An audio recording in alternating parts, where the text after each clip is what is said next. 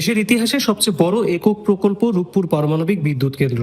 এই বিদ্যুৎ সংকটের সময় বাংলাদেশে পারমাণবিক বিদ্যুতের প্রকল্প এই প্রথম চালু হতে যাচ্ছে এবং বিশ্বে কেউ বলতেছে 33তম দেশ হিসেবে বাংলাদেশ পারমাণবিক বিদ্যুৎ উৎপাদন করতে যাচ্ছে। আবার একটা নিউজ দেখলাম যে 2 কোটিরও বেশি মানুষ সুবিধা পাবে এই বিদ্যুৎ কেন্দ্র থেকে। কেউ বলতেছে যে স্বনির্ভরতার একটা অন্য মাত্রায় বাংলাদেশ চলে গেল, কিন্তু প্রাসঙ্গিকভাবে কেউ বলতেছে না যে শেখ হাসিনাই আসলে এই বিষয়গুলি স্থাপন করেছিল এবং শেখ হাসিনাই জানতো দেশকে কিভাবে স্বনির্ভর করতে হয়। যারা বলতো যে পাইপলাইন দিয়ে বাংলাদেশ থেকে ভারতের তেল দেয়া হচ্ছে, গ্যাস দেয়া হচ্ছে, সব কিছু দিয়ে দিচ্ছে, সব মিথ্যা কথা ছিল। বরং সংকটের সময় ভারত থেকেই সেই পাইপলাইন দিয়ে বাংলাদেশের তেল আসলো, যা যা প্রয়োজন সব কিছু আসলো।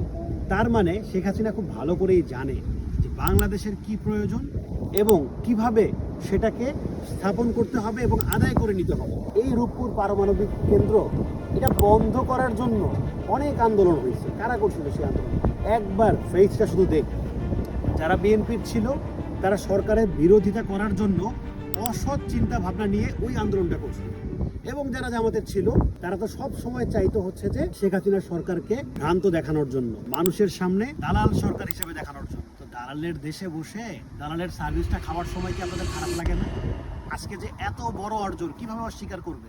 শেখ হাসিনার সময় হওয়া খুনের জন্য শেখ হাসিনা দায়ী, আওয়ামী লীগের শাসনামলে হওয়া যে কোনো অন্যায়ের জন্য আওয়ামী লীগ দায়ী, কিন্তু আওয়ামী লীগের শাসনামলে গড়ে ওঠা যে কোনো উন্নয়নের জন্য আওয়ামী লীগের কৃতিত্ব নাই, তাই না?